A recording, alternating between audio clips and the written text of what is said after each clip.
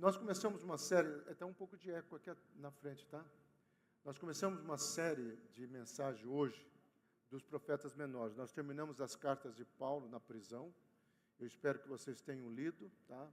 E agora você pode ler o livro de Oséias, que nós vamos estar pregando, eu pela manhã, o pastor José à noite. E é um livro assim que nós queremos tirar lições, ok? Eu escolhi o versículo do capítulo 6 para ser a base dessas três próximas mensagens, mas nós não vamos estudá-lo nele hoje. Tá? Hoje nós vamos ficar só com o capítulo 1.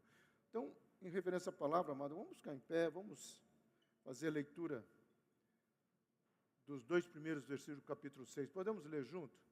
Vinde e voltemos ao Senhor, porque Ele despedaçou e nos curará, feriu e nos atará. Após 2 dias nos dará vida, ao terceiro dia nos ressuscitará e viveremos em sua presença. Pai querido, nós sabemos que a Tua palavra é bendita, mas queremos que ela seja bênção nas nossas vidas, em nome de Jesus. Amém? Pode sentar. Esse é um versículo muito rico na visão messiânica, né? Porque esses 2 dias aqui é quando o Senhor Jesus vai lá reivindicar os nossos nomes, reivindicar a autoridade que ele vai delegar para a igreja, aquilo que Paulo fala, toda a autoridade não foi colocada, o próprio Jesus vai falar isso. Tá? E o terceiro dia, quando ele ressuscita, ele nos traz vida. Nós não vamos estudar isso, mas só quero que você preste atenção. Aqueles dias que Jesus esteve morto, ele não estava descansando. Ele estava trabalhando no turno da noite por mim e por você. Estava trazendo vida. Amém? Bom, o livro de Oséias, antes de entrar no próximo slide, eu quero que você entenda duas coisas. É um livro complicado, em que sentido? Nós temos duas correntes teológicas. Temos a primeira corrente teológica que entende que aquilo é literal, como o Senhor falou, chega para Oséias, manda Oséias procurar uma prostituta, tá? E ali casa com ela, e é toda aquela situação que acontece, todo mundo conhece a história. Eu sei que nessa primeira interpretação vem uma indignação para nós. Poxa, mas como é que Deus vai dar uma ordem desta a alguém? Como é que Deus vai dizer isso a um profeta? Tá? Então, aí esse grupo tem muitas tentativas de explicações. Mas há um segundo grupo, tá, que ele trabalha com a seguinte questão, que é apenas um conto, que na realidade não é desse jeito. Então, Gomer tinha uma família, porque mostra o pai, ela não era prostituta, enfim. Aonde que eu quero chegar, meu amado? Para mim não importa. Um dia, quando nós estivermos lá no céu, nós podemos ir junto, conversar com Oséias, perguntar para ele a verdadeira história. Mas o que para mim é importante? Qual é a mensagem que Deus trouxe naqueles dias, que tem que fazer sentido na minha vida e na sua vida hoje? E há uma palavrinha que nós vamos citá-la ao longo dessa mensagem, que é bom que você entenda o significado dela, que é a palavra sincretismo. A palavra sincretismo é uma coisa que nós brasileiros fazemos. Eu sempre brinco que tem gente que não se converte, só muda de igreja, né? Quando ele estava na igreja católica, ele falava cruz credo. Agora ele é crente, ele fala está amarrado. Quando ele estava na igreja católica, ele tinha água benta. Né? Agora ele é crente, ele tem o óleo santo, e se for de Israel é mais forte. Né? Então, às vezes, nós precisamos entender que o sincretismo é isso, você fazer uma mistura, você dá um valor a mais para o óleo, que tem uma bênção, tem um significado, você dá um valor a mais para o chofar, você dá um valor a mais para títulos, tá? E esquecendo que é o Senhor que deve ser e ocupar a nossa prioridade. É isso que Israel fez. De que maneira que Israel fez? Israel começou a interagir com os deuses da região, principalmente Baal e Acera. E a cultura desses deuses era mais ou menos assim. O judeu começou a pensar, Israel começou a pensar, não, olha, o importante é a fé. De repente, é um Deus só. E essa questão começa a levar Israel a deixar de falar a verdade. Muitas vezes é isso que acontece. Nós achamos, somos amigos de alguém, conhecemos alguém, amamos essa pessoa. Nós queremos pensar assim, não, ela tem a fé dela, eu vou respeitar, nós vivemos um momento de respeitar, né, o outro. Né? Não. Você não precisa agredir, você não precisa chegar com violência, mas você tem que dizer o que você crê, porque o mundo está falando o que ele crê. E às vezes a igreja não está falando o que ela crê, muito menos vivendo o que ela crê. Então, essa é a questão. E o Deus fica indignado. Agora, Deus não ficou indignado num ano. Nós temos que entender que isso aqui é um processo, meu amado, porque Isaías estava pregando, depois vem Oséias, depois vem Amós. Tá? Então, se você pegar o texto de Isaías, já no livro de Isaías, Deus está dizendo, esse povo está pecando, esse povo está me fazendo culto de qualquer jeito, esse povo não está colocando o seu coração diante de mim. Então, muitas vezes nós podemos usar um termo que eu não gosto, mas é um termo que vai se encaixar. Deus tarda, mas não falha. Na questão também de cobrar, de dar um basta, a nossa iniquidade, a nossa religiosidade, porque eu não vou pegar aqui pecado de adultério, que muitos pastores pegam, eu quero pegar na questão do sincretismo. Então, na nossa religiosidade, às vezes Deus fala, Sila, para, Monte Hebron, para. Aí, de que maneira isso pode acontecer, meu amado? Nós estamos cheios de pessoas que se dizem cristãs, conseguem ter versículos, decor, mas não vivem. Se você quiser fazer um teste, não precisa nem pegar alguém que está afastado de igreja. Vai na periferia das ruas da nossa cidade e pega qualquer andarilho que diz que já passou por uma casa de recuperação. Ele vai citar versículos da Bíblia que nem você sabe.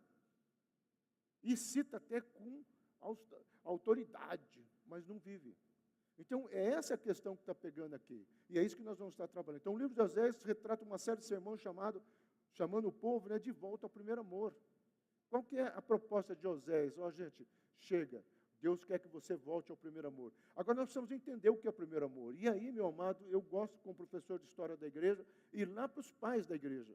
Que o primeiro amor, depois de Atos dos Apóstolos, naquela caminhada até o segundo século, tá? O primeiro amor, ele era mantido para aquele tripé que vocês já cansaram de ouvir, mas nós precisamos entender e viver. Que era o primeiro tripé, que era a oração. O primeiro amor é como está a sua vida de oração. Como é que está a sua vida de entrega? Sexta-feira eu fui dar uma palestra longa, porque começou às 7 horas, acabou 21h45, tá? Mas teve recreio no meio, tá? 8h30 teve recreio. E uma das coisas que eu falei nessa palestra foi a questão da somatização na vida de José. Fiz uma exegese bíblica ali, né? Bom, uma das coisas que eu falei ali é exatamente isso. Como que nós oramos, e nós oramos, e nós oramos, mas nós não entendemos o que é verdadeiramente a proposta da oração. A proposta da oração não é você chegar para Deus com uma lista de supermercado. A proposta da oração não é você ficar colocando e determinando coisas para Deus. A proposta da oração é um relacionamento. Você pode abrir o seu coração, falar da sua dificuldade, até falar das suas indignações como Abacuque. Oh Deus, parece que o Senhor não está me ouvindo, cara. O que está acontecendo? Eu estou aqui, eu chorando, eu estou aqui orando e o Senhor não está me ouvindo. Tá? Essas indignações, meu amado, numa conversa relacional com Deus, pastor, isso é oração? Isso é oração. Mas o que Jesus falou? Jesus deu um modelo, mas se você pegar um modelo, quando você orar, Pai Nosso, ele poderia usar a palavra pater no grego, que seria a melhor, mas ele usa a palavra Abba, que significa não apenas uma identidade, mas significa uma liberdade. Por isso que alguns autores traduzem paizinho, né? Mas ele fala que estás aonde? Assentado. No original, a ideia ele está, a mesma ideia de Isaías, né? Ele está entronizado. Deus está, como se Jesus falando assim, olha, quando você for orar para Deus, em primeiro lugar, você tem que entender para quem que você está orando. Oh, Deus Todo-Poderoso, mas é Todo-Poderoso mesmo? Senhor, eu entrego a minha vida. Você acha que Deus brinca com essa frase? Você pode brincar, mas Deus não. Então, a oração é relacional. Essa é a primeira base do tripé. Então, nós vamos buscar essa vida de oração. E você pode estar no trânsito, Senhor, eu te amo. Senhor, eu coloco a minha vida diante de Ti. Senhor, diante de Ti eu coloco os meus negócios, a minha angústia, o meu medo, as minhas inseguranças, as minhas incertezas. Deus, eu coloco isso porque eu te amo e eu sei quem é o meu Deus. Quando Deus chama Josué, Deus não dá um background do que ele vai fazer, do que ele deixa de fazer, como é que ele vai destruir os filisteus, os amalequitas, os jebuseus, aqueles gigantes que tinha, porque o próprio Josué fala para Caleb, os 3 gigantes ainda estão lá, hein? Tá? Não, ele não fala nada, ele só fala o seguinte, assim como eu fui com Moisés, meu servo, eu serei contigo. Pronto. Porque Josué sabia quem era o seu Deus. Josué sabia o que Deus pode fazer. E é isso que eu e você precisamos entender, porque é toda a base da mensagem de Oséias. Vocês não entendem o amor de Deus, vocês não entenderam a graça de Deus, por isso que vocês estão brincando, e vocês estão barganhando essa graça, mas vocês não estão entendendo que com Deus não se brinca. E Deus não reparte. A própria palavra de Deus fala que Ele é um Deus ciumento. A segunda base do tripé, que era? Uma vida de leitura da palavra. E não é aquela leitura da palavra simplesmente ler por ler. Nós estamos estudando Oséias, não sei quantos que leram as cartas de Paulo, conforme eu ia pedindo. Uma das coisas que eu, abrindo parênteses, que eu acho chato, é como que nós estamos recebendo tantas informações, que às vezes, vamos fazer um folder de uma galinhada, né? Vamos fazer um folder. Galinhada, dia tal, né? Valor tal. Você pode ter certeza que um monte de pessoas... Pastor, a galinhada é quando mesmo? Pastor, quanto que é a galinhada? É tanta informação.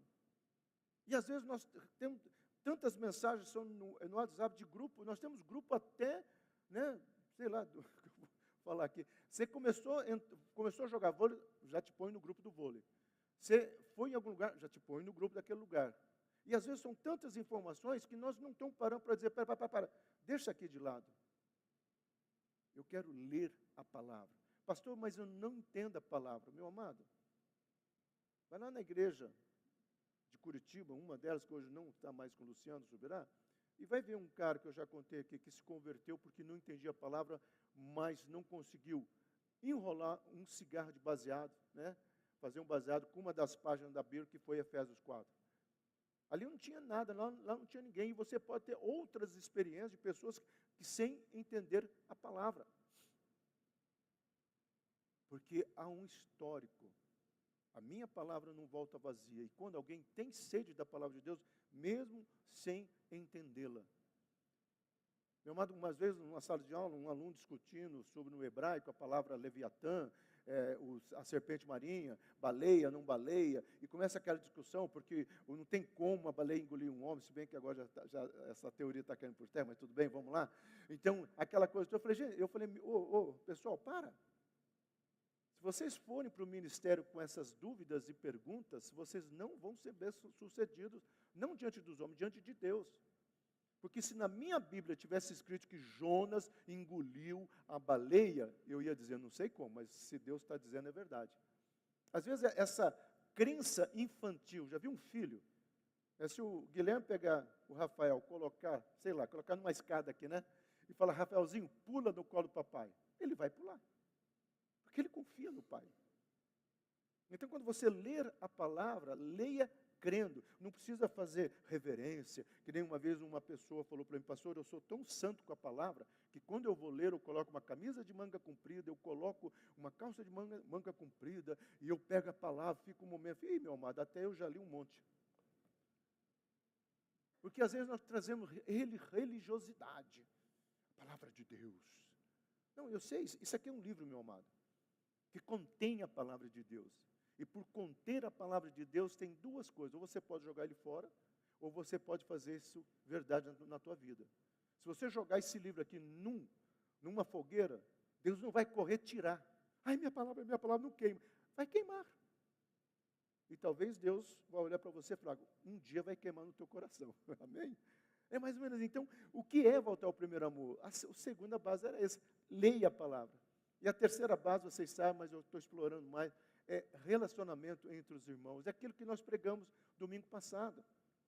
A carta de Filemão é uma carta difícil. Filemão, Onésimo está voltando. Você tem que aprender a perdoar, você tem que aprender a honrar. Tá? Então, como nós falamos domingo passado, não é o caso aqui, mas lembre-se do que nós falamos no domingo passado, a questão do perdão. Há uma coisa que nós precisamos entender, eu e você somos chamados para vivermos em relacionamento.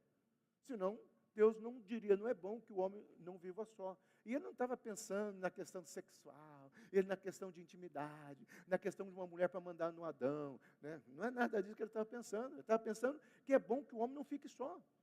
E toda a base da construção do povo no deserto, toda a base de construção nos reinados, toda a base de construção em Atos dos Apóstolos, sempre foi com essa visão, comunhão, relacionamento. Agora, relacionamento não é panelinha. E aqui você precisa entender que o diabo botou uma mentira na cabeça de algumas pessoas. Meu irmão, é claro que eu vou dizer, que eu quero que você entenda. Eu tenho muita afinidade com o Tiago, a tal ponto que eu falo, Tiago, quando você vai cortar o cabelo, que eu vou no mesmo horário que ele paga o meu corte. Tá, eu tenho afinidade. Eu talvez não tenha afinidade com outras pessoas, mas eu não tenho bloqueio. Porque é comum, o Guilherme conhece o Talvani já há tempo. Então é comum os dois terminar o culto, conversando, de repente vem outras pessoas, olha a panelinha do Guilherme. Não, não é, meu amado. É uma questão de ter papo em comum, relacionamento comum.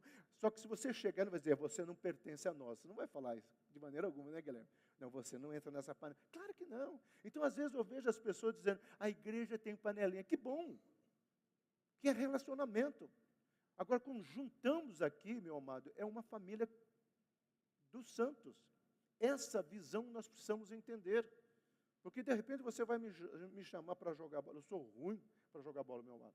Além de gago, eu tenho pé torto e sem óculos eu não enxergo nada. Então, não me chame. Aí eu não vou me interagir com pessoas que jogam futebol. Não sei se vocês estão entendendo a linha de pensamento. Então, nós precisamos entender que comunhão não é a nossa panelinha. Comunhão é você chegar aqui com abertura no seu coração. Hoje eu brinquei, né, tinha alguém ocupando um lugar, eu falei, não, sai que esse lugar está reservado. Isso é uma brincadeira, mas é você estar aberto para tudo. Tá? Como eu sempre falo, cumprimente as pessoas. E como nós fazemos. E graças a Deus que numa igreja pequena isso nós podemos viver ainda. E se nós crescermos, se for da vontade de Deus, meu amado, presta atenção, que nós cresçamos nessa identidade.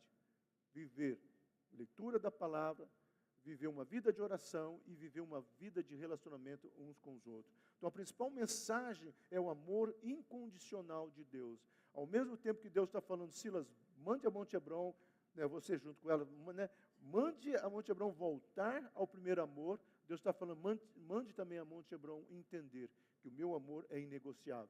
Isso não quer dizer que aquilo que alguns autores, Philip Yancey errou num livro, gente, e ele não é dessa linha, mas ele deu um start, que é a questão da graça barata. O que é a graça barata? Ah, Deus é amor, Deus perdoa. Sim, Deus é amor, Deus perdoa.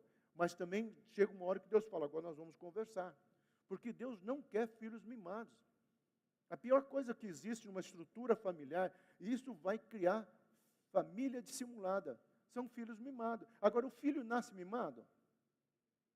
São os pais querendo proteger, são os pais querendo compensar, são os pais querendo fazer, ai, na minha infância eu não pude ter Natal porque meus pais eram pobres. Eu vou encher de Natal os meus filhos. Ah, na minha infância eu não pude viajar. Manda o filho viajar para os 4 cantos do mundo. Bacana. Mas a pergunta que você tem que fazer, qual que é a motivação? Porque às vezes, meu amado, cortar a asinha do filho é saudável. Às vezes dizer, chega, esse é o limite, é saudável. Porque aí você não vai criar mimos. E a igreja está cheia de crentes mimados. Ah, se Deus não fizer, eu vou ficar de mal com ele. Ah, Senhor, eu li agora esse livro aqui, ó, da teologia, a 4ª dimensão do Po Yang Shu, eu já estou sonhando com o meu Land Rover. O cara não tem dinheiro nem para pagar o IPVA, muito menos o seguro do Land Rover. Mas ele fica sonhando com o Land Rover. Tá? Então, às vezes, nós precisamos entender que quando nós falamos do amor incondicional de Deus, nós precisamos entender que esse amor também disciplina.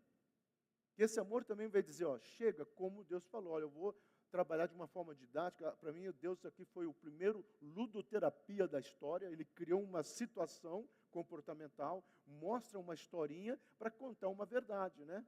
Vai lá a casa e todo aquele processo. Então, o que Deus está dizendo é o seguinte, olha, se você tem que voltar ao primeiro amor, Monte Hebron, você também tem que entender que o meu amor, ele é incondicional, mas ele busca a responsabilidade. Não existe santidade sem obediência, não existe obediência sem responsabilidade. E você junta essas peças, sabe o que vai dar? Integridade. Pode escrever isso. Integridade vem dessas junções comportamentais. É isso que nós precisamos entender. Uma das coisas que eu falei na sexta-feira lá, é exatamente isso. Como, mas você é conhecido nessa cidade, o Kennedy. Eu estava lá pregando, e esse é amigo do Kennedy. Esse é amigo, eu falei, gente, calma lá, mas voltando aqui. E como que nós precisamos entender essa questão comportamental, à luz da palavra de Deus, e nós vivemos não com mágoas como José viveu, não com máscaras. Porque quando José, no período, ficou lá no Egito, ele colocou toda aquela maquiagem egípcia. Tanto é que os irmãos não reconheceram ele. Muitas vezes, por nós não entendermos o amor incondicional de Deus, que nos disciplina, nós podemos começar a usar máscaras religiosas. Então, é de mal com Deus. Ou, o que é pior, às vezes fantasiamos máscaras super religiosas. E nós vamos tomar cuidado com tudo isso. Então, isso é interessante, ele foi contemporâneo de Isaías, sucessor de Amós. Se tem um sujeito que eu gosto, é o profeta Amós, e o meu amigo Amós também, né? 3h20 eu estava orando por você hoje, mandei mensagem, hein? Que é o profeta que vai dar uma palavra para mim mais linda que eu vejo dos profetas menores. Oséias também tem, prepare, volte para o Senhor. Mas Oséias fala o seguinte, olha, prepara o teu coração, ó Israel. Meu amado, quando nós pregamos sobre Oséias, eu espero chegar nesse versículo. Nós precisamos preparar os nossos corações. Sabe como é que Isaías, numa discussão com Deus, que Deus fala para Isaías, ele vai trabalhar isso em Jeremias também, vou juntar os dois com as minhas palavras. Olha, esse povo, quando sai de casa, ele sai brigando, ele sai ouvindo qualquer tipo de música, eles não saem preparando o coração de Deus, o coração deles para receber aquilo que Deus está falando. Não é você sair de casa de santidade. Eu posso botar um sertanejão aqui? Não, misericórdia, hoje é domingo. Não, hoje misericórdia. Não é isso, meu amado. Talvez o que nós deveríamos fazer é chegar ali, a porta está fechada, que aliás, até por caso, seria até melhor, a porta está fechada, e você puxar o ar e dizer, Senhor, eu cheguei na tua casa, os meus irmãos talvez já estão lá, eu não sei quem vai reger, reger é muito forte, né? Mas amém. Quem vai reger, que músicas vão ser cantadas, quem vai pregar, se é o pastor Sila ou não, mas eu só sei de uma coisa, eu estou aqui pronto para receber, e eu sei que o Senhor estará aí, porque se nem todo mundo faltar, até o Guilherme, o pastor Sila vai estar, onde tiver 2 ou mais, Deus está presente, o Senhor está presente. Abre a porta e entra. Vocês estão entendendo? Essa é a mensagem de Amós. E a mensagem de Jonas, não fuja. Não fuja que Deus te pega. Quantas pessoas estão fugindo? Fugindo do chamado, meu amado. Essa palavra chamado trouxe um peso religioso para as pessoas. Porque chamado, eu e você somos. Chamado para ser santos, chamado para ser luz, chamado para ser sal. Então nós colocamos um peso até em título, né? Esse dia alguém chegou lá assim, o senhor é o pastor, né? Não, ele é apóstolo. Quase que eu falei, realmente, havemos apóstolo nessa casa hoje, né? O Papa já tinha sido eleito, né? Então, havemos apóstolo nessa casa. São títulos que às vezes as pessoas dão muito mais peso. Amós vai falar isso. Palavra do Senhor, versículo 1 do capítulo 1. Essa palavra, eu amo ela, né? Eu a amo, né? Palavra dabar, que eu já falei muitas vezes aqui, já falei também que se você tirar esse aqui, ó, colocar um segol, 3 pontinhos, olha só que interessante, vira a palavra deber, que significa palavras malditas. Dabar, sem esse aqui, só com esse aqui, esse o T e um risquinho, é a palavra que é usada em Gênesis, né? Palavra que traz vida. Quando tem esse 2T, significa uma proposta, um acordo. Porque a palavra de Deus que gerou vida no Gênesis, a palavra de Deus que gera vida no meu coração, no seu coração, ela espera um acordo. Ou uma proposta minha e tua. Eu aceito ou eu não aceito. Meu amado, nós vamos falar daqui a pouquinho, mas só adiantando. O problema de Israel nessa época dos profetas menores é que eles sabiam decor as promessas de Deus, mas eles não prestaram atenção nas responsabilidades para com as promessas.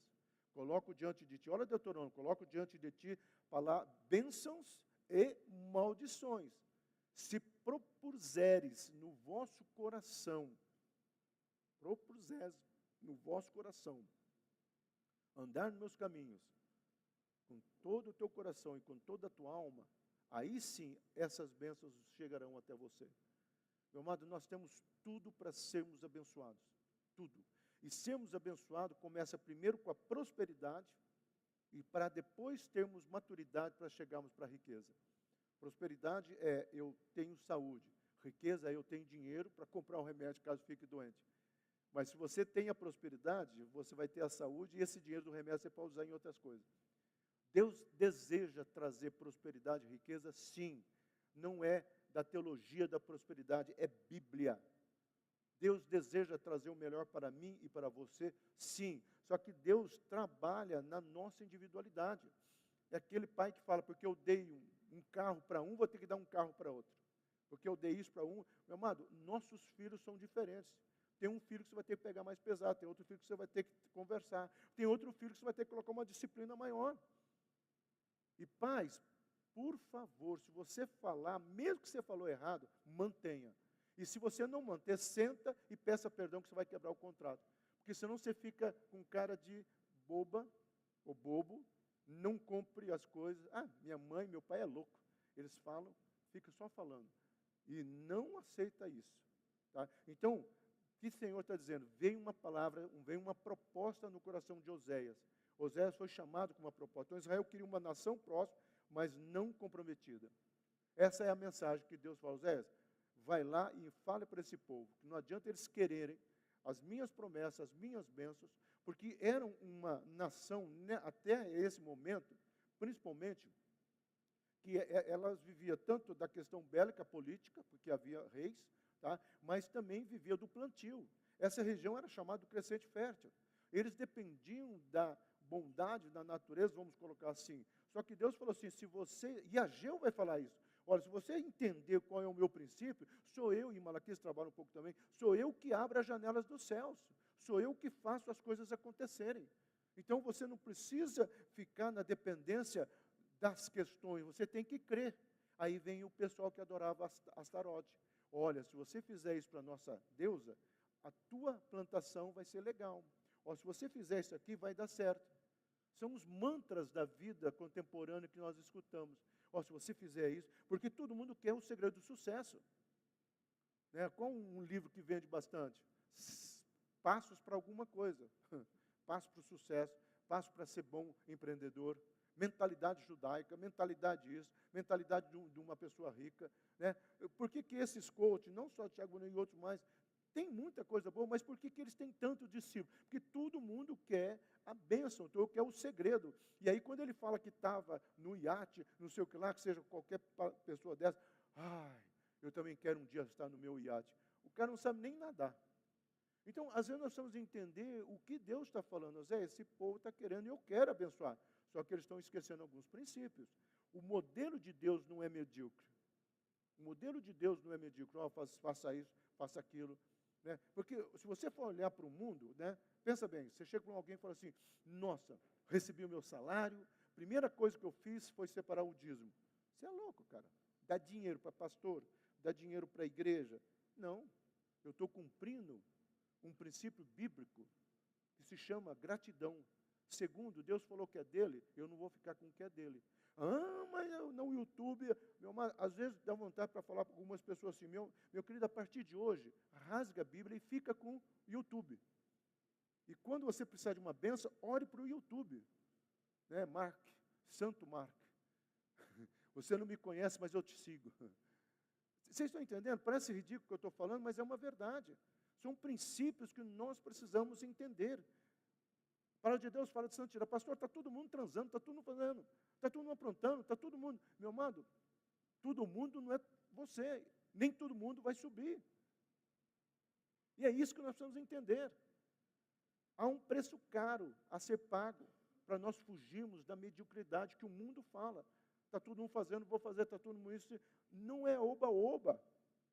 Então, o que Deus está dizendo é o seguinte, ó, o modelo que eu tenho para vocês não é medíocre, mas eu mexo com as estruturas.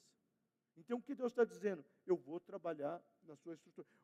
Como é que foi a conversão de Paulo? Caracas, por que tinha que cair do cavalo, se era cavalo? É uma discussão toda, mas vamos pegar ele. Por que tinha que ser na estrada de Damasco? Por que tinha que ser daquele jeito? Porque se talvez viesse uma pessoa pregar para Paulo, você está perseguindo, ele ia achar que era um cara com medo da perseguição. Mas quando Paulo fala, eu vi, e naquele momento, há uma discussão aí, que naquele momento que talvez ele, em espírito, ele fala, em espírito eu fui ao terceiro céu. Ah, pastor, mas muito pouco, meu amado. A própria física quântica prova o que eu vou te falar. Quando você sai do Cronos e entra no carro, ou quando você sai entra numa outra dimensão espiritual, 1 minuto lá talvez seja um ano interestelar.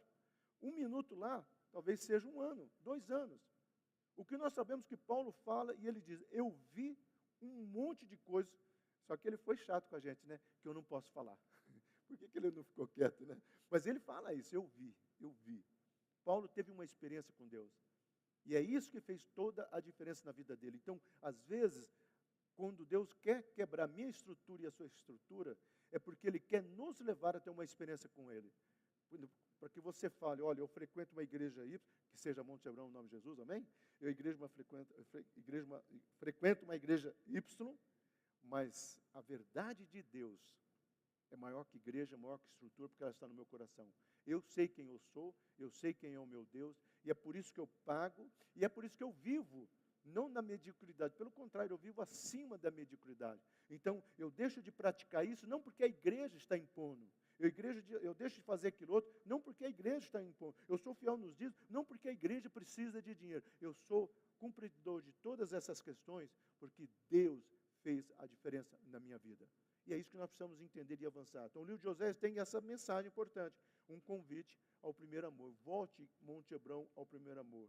Então, o povo em desobediência queria as promessas de Deus sendo cumpridas. Essa é a estrutura do ser humano. Eu já brinquei aqui que tem gente que acha que a Bíblia é uma lâmpada, né, mágica que você vai esfregar e Deus vai sair.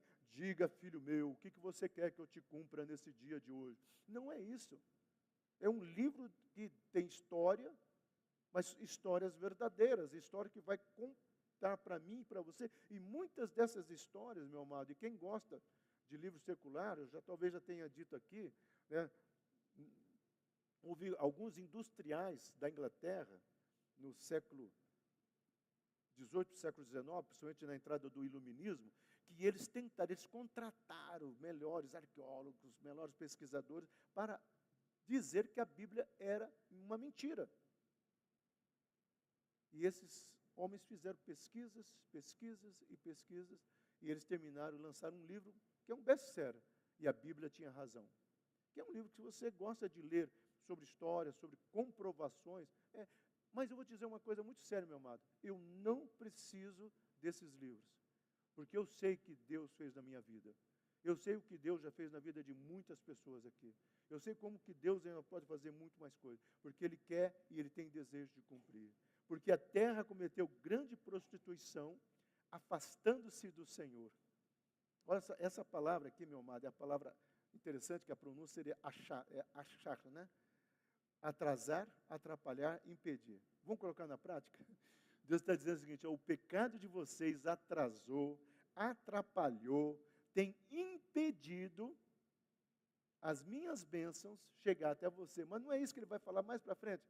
Não é que os meus ouvidos estão surdos, nem as minhas mãos encolhidas, mas as vossas iniquidades, lá é a mesma palavra, tá? Afastam, impedem, atrapalham as minhas promessas chegar na vida de vocês. Como eu preguei domingo passado, né? Às vezes, não sei se foi aqui, foi sexta, bom, eu sei que eu falei essa semana, vem aquele monte de anjos trazendo promessas na minha vida e na sua vida, e de repente você se encaixa, ou alguém aqui se encaixa nesse ponto. Aí os anjos estão todos, eles subindo vazio, um lá voltando com aquele peso. Aí os anjos, é uma historinha, né? Você não deixou lá? Não, o meu não tinha legalidade para receber. Você já pensou que coisa triste? Agora imagina a cena, eu sei que não é assim, mas Deus falou, por que você não deixou lá? Porque eu cheguei lá, identifiquei realmente, ele estava em pecado, não tinha arrependimento. Tá, então guarda aí até, porque as bênçãos não perdem validade. Bênçãos estocadas no céu estão esperando a legalidade. Então, se você tem uma promessa de um profeta, no monte, não no monte, e em qualquer lugar que falou alguma coisa para você e foi de Deus, está valendo. Então, você só fala, Deus, quando que eu vou receber essa promessa? E talvez Deus vai te orientar em algumas coisas a serem feitas. Então, o Zé denuncia a instabilidade. Meu amado, guarda essa palavra. Pior coisa que está acontecendo, além do sincretismo, é a instabilidade. A pior coisa que pode acontecer na vida de um cristão é a instabilidade. A pior coisa que pode acontecer na vida de um casamento é a instabilidade. A pior coisa que pode acontecer na vida de uma pessoa é a instabilidade. A ciência, né, a psicologia vai dar um nome bonito. Né, ele vai dizer bipolar. Ele tem altos e baixos. Aí vão descobrir se é dopamina, serotonina. Não, o que é que Deus está falando? É o seguinte, esse altos e baixos. Uma hora você está firme, outra hora você não está firme. Né? Outra hora você está de bem, outra hora você não está de bem. Eu sempre falo que Deus responde às orações de 3 maneiras. Sim, eu vou lá no culto da igreja contar o meu testemunho, sai contando para todo mundo. Não, fico de mal com Deus. Aí eu passo, não, eu e Deus não estamos muito bem, tá? Até passar aquela vibe, como diz o jovem. Mas o terceiro meio que Deus responde, ou a terceira forma que Deus responde, para mim é a mais complicada. É o famoso espera. Então ele fala sim, ele fala não, ou ele fala espera. Ah, esperar como é difícil. Me lembro quando eu preguei nessa ideia, eu dei o exemplo do filho que está no banco de trás, pequeno, que você falou para ele, saindo de Uberlândia, falou para ele, né, nós estamos indo para o Hopi Hari. Aí imagina um adolescente aí, né, até 12 anos, ele animado, já sonha com brinquedo. Você nem chegou em Uberaba, ele já está, falta muito, falta muito, falta muito. E assim ele vai todo o trajeto, né, falta muito. Nós somos assim com Deus. E às vezes é por isso que talvez os profetas menores vão falar que às vezes Deus fala assim, eu estou mudo, estou surdo para vocês nesse momento. Porque Deus fala assim, eu estou esperando não só vocês se posicionarem, mas acima de tudo, maturação ou maturidade, para que você não tenha essa instabilidade. A grande mensagem desse profeta menor é, volte para Deus, ó Israel. E nós estamos repetindo a terceira vez, volte primeiro amor, e agora eu falei, volte para Deus, ó Israel. Volte para Deus. Não creia, né, na tua plantação em Astarote. Porque daqui a pouquinho, no reinado, né, de Amós, uma das coisas que vai acontecendo, os babilônios vão começar a levantar. E aí eles vão dizer, vamos pedir ajuda para o Egito. Aí Deus está dizendo, não, esse povo está brincando comigo. Esse povo está brincando comigo. Eles querem que eu abençoe a plantação. E aí vem uma coisa bem interessante, entenda aqui que eu vou falar, por favor. A dificuldade do jugo desigual. Vamos supor que uma pessoa casa com outra pessoa que não é cristã e tem lá sua fé em algum objeto, seja qualquer coisa. Aí está aqui o cristão dizendo, Deus abençoa essa situação. E a pessoa fazendo as oferendas dela lá, porque eu atendi um caso essa semana, fazendo um altar, porque ela acredita em altares, né? Mantras da vida. Aí eu falei para os dois, olha, Deus não divide bênção. Então, Deus não vai responder. Porque se Deus responder, Ele vai dizer, meus guias, está vendo? Tá. E se Deus não responder, você vai ficar chateadinha com Deus. Vou. Por que você entrou num jugo desigual? Quase apanhei. Mas é verdade. Porque às vezes nós não temos bom senso. Nós não paramos. Eu já trabalhei com meus filhos, pode ter certeza. Nós não temos bom senso. E nós precisamos ter posicionamento. Então, voltar para Israel significa quais são as suas prioridades, quais são os seus valores. Sua mensagem era para sentença sobre Deus contra esse sincretismo. Sim, Deus está dizendo, cansei. Eu não vou misturar mais.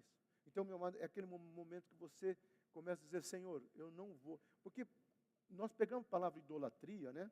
E agora tem algumas pessoas que falam, nós estamos idolatrando pastores. Tá. Idolatrando músicos. Tá joia. Idolatrando os coachings, né, os personagens, etc. Ok. Mas a idolatria não é isso, amado. A palavra idolatria é você pegar um lugar e colocar uma situação naquele lugar. Então, na etimologia hebraica, ou no hebraico, idolatria, e na leitura secular cananeia também é assim. Idolatria significa você preencher um lugar que pertence a alguém.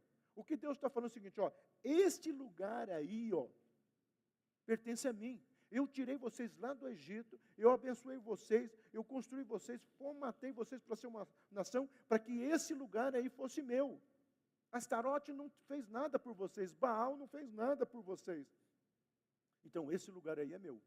Isso é idolatria. Quando você coloca o seu medo nesse lugar, sua procrastinação nesse lugar, quando você coloca aquele livro que agora vai funcionar, aquele curso que você pagou, vendeu a tua bisa, a tua motinha, para poder fazer aquele curso do ciclano de tal, porque agora vai. Quando você vai naquele culto que arrebenta tudo e quebra a cadeia, maldição e vira do avesso, agora vai. Porque agora você foi ungido pelo óleo vindo de Israel, agora vai. Aí você subiu a montanha, agora vai. Então você começa a trazer coisas, Deus está dizendo, está errado. Esse lugar aí não pertence a essas coisas. Esse lugar aí pertence a mim. Sou eu que vou abençoar, sou eu que vou restaurar, sou eu que vou curar. Mas, Senhor, o Senhor demora? Não demora. Deus vem no tempo certo. Sabe aquelas pessoas precipitadas que começam ou uma sociedade, ou um namoro, os dois são cristãos, até um namoro, né? Aquela coisa assim, principalmente em algumas igrejas, né? Tem um prazo, namorar, tem que orar 2 anos, pois namora, nesses 2 anos não pode nem se ver. Estou exagerando, tá? Não é atenção. Aí namora 3 meses, depois casa. As pessoas nem se conhecem. São 2 estranhos na lua de mel. São 2 estranhos falando assim, e agora? A gente vai fazer o quê? Em todas as áreas. E às vezes, meu amado, nós precisamos entender que até para entrar no relacionamento, nós precisamos ter maturidade. E aí nós estamos vivendo uma sociedade, não, você não pode perder tempo, você não pode... nesse ativismo, e por isso que a questão burnout está muito forte, todo mundo estressado, todo mundo angustiado, todo mundo com síndrome de pânico. Para, aquieta teu coração. Muitas vezes, Israel, não, tem que dar certo, não vão, olha os babilônios, não. Deus está dizendo, ó, esse lugar tem que ser meu, vocês estão colocando outras coisas. Deus não abriu mão de seu compromisso com as promessas. Deus nunca abrirá mão das promessas para a minha vida e para a sua vida, meu amado. Deus nunca vai dizer, eu me arrependi, mas tem um texto, eu me arrependi. Não, então vai naquele outro. Eu não sou homem para mentir e nem filho de homem para se arrepender. Você tem uma promessa, meu amado, eu tenho promessa de 1998, desculpa. 1998. Lá no Canadá, recebi uma palavra, tomei posse. Já se cumpriu? Ainda não, mas eu estou vendo ela se cumprir. Nós temos promessa para essa igreja de 2002, lá da Cesarovim. Eu estou vendo, que Deus falou, eu vou trazer pessoas para essa casa. Eu estou vendo essa promessa se cumprir. Nossa, por que demorou tanto? Não sei. Talvez porque Deus quisesse que nós aqui, com maturidade, pudéssemos receber tudo isso que Deus está trazendo para nós. Então, uma palavra chata, às vezes Deus limpa para poder ver a semente crescer. Muito sério isso, meu amado. A instabilidade gera mediocridade. Eu e você não somos chamados para viver a mediocridade. Sabe? Eu estou dando murros em ponta de faca. É você, eu não. Eu estou matando um leão por dia. Eu não. Eu já tenho a vitória que me foi conquistada na cruz. Aqueles 2 dias que o Senhor Jesus ficou, e os discípulos achando que ele tinha morrido, ele estava lá trabalhando no turno do inferno, resgatando a minha vida e a sua vida, para dizer agora o Silas e a Monte Hebrão têm legalidade para viver os sonhos que eu tenho para a vida dele. E meu amado, eu repito, Deus não tem dificuldade de você sonhar com coisas materiais. Deus não tem. Deus tem dificuldade de você pegar um Land Rover que Ele vai te dar, ou vai te dar condições de comprar, porque é assim que funciona, aí você, parar no posto de gasolina assim, abastece, ou chegar aqui na igreja todo metidão, mais ou menos isso. Aquele cara que sonhou com uma Harley Davidson, aí Deus permitiu que ele ganhasse, ele para ali e fica... faz aquele barulho para chamar a atenção. Deus não tem dificuldade de abençoar, Deus tem dificuldade com o teu coração. Uma vez em Campo Grande, meu querido, essa história é chata, eu contei acho que uma vez só aqui. Teve um sorteio no supermercado de um carro, era um carro da época, já vou lembrar o carro. E uma pessoa falou, pastor, eu fiz uma comprinha lá e eu tenho certeza, porque Deus falou que vai me dar esse carro. E eu falei para ele, veja o que Deus quer, não coloque a idolatria nesse carro. Passou um tempo, ele ganhou o carro, passou um tempo, a mulher dele falou, pastor, eu preferi ele sem aquele carro. Porque agora, sábado, ele fica limpando esse carro, encerando esse carro.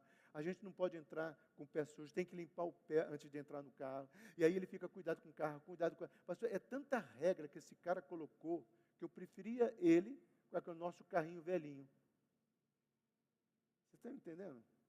O final da história é triste porque ele teve um acidente, o carro virou, indo para Aquidauana, tá? De Campo Grande para Aquidauana, virou, mas... O carro, perda total, e ele não tinha seguro, mas ele saiu ileso.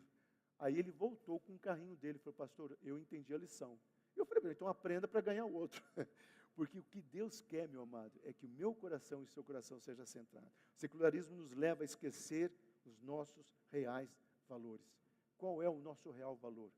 É a palavra de Deus, é o relacionamento com Deus. Então, idolatria não é o pastor Silas ser o melhor, a igreja ser o melhor, santo ser o melhor, havemos papa agora, esse papa americano. Não, idolatria é quando aquilo que é o lugar de Deus, você colocar essas coisas. Não dê lugar a outras coisas que não seja o lugar ou lugar que pertence a Deus para ninguém.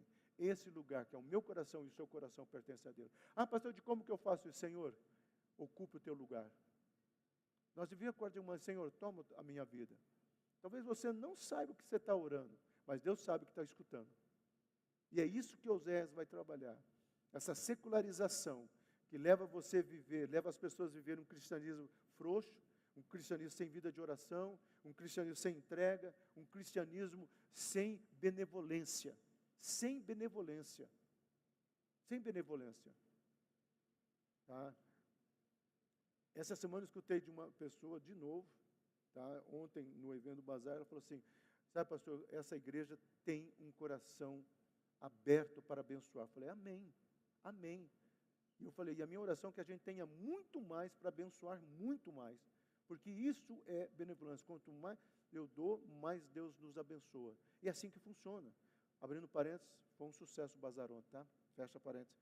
Nós precisamos entender que os nossos valores são valores centrais. Então, diante de todo esse quadro, é inevitável a apostasia. Por que é apostasia? O problema nosso é tentar interpretar, né, a gramática. Apostasia é quando a pessoa está negando Deus. Eu nunca vou negar Deus. Não, meu amado, a partir do momento que você passa a não ter fé, você deixa de fazer uma entrega, você deixa de confiar, você dá lugar para procrastinação, murmuração, angústia, pânicos da vida. Meu amado, isso é apostasia. Como assim, pastor? É apostasia. Lançai sobre mim toda a vossa ansiedade, porque eu vou cuidar de vocês. Não temas, porque eu estou com vocês. Ainda que você passe pelo fogo, o fogo não vai arder em você. Ainda que você passe pelas águas, as águas não te afogarão, porque eu sou o Senhor teu Deus. Eu te escolhi, eu te chamei pelo teu nome. Você viu o capítulo 1? Vai, casa com a fulana, Gomer, e dá o nome do pai. Deus sabia o nome de a pessoa que ele iria casar, e sabia até o nome do pai de Gomer. Deus conhece, Deus sabe. A apostasia é você, como eu falei, dar esse lugar. Então, os filhos cujos nomes nos parecem estranhos, são mensagens do juízo de Deus à nação contra esse secularismo.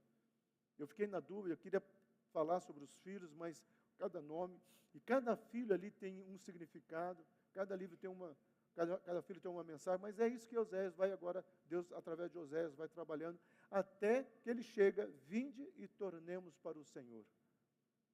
Vamos voltar para o Senhor. E eu sararei, e eu irei curar as suas feridas. Precisamos voltar, amados, ao primeiro amor.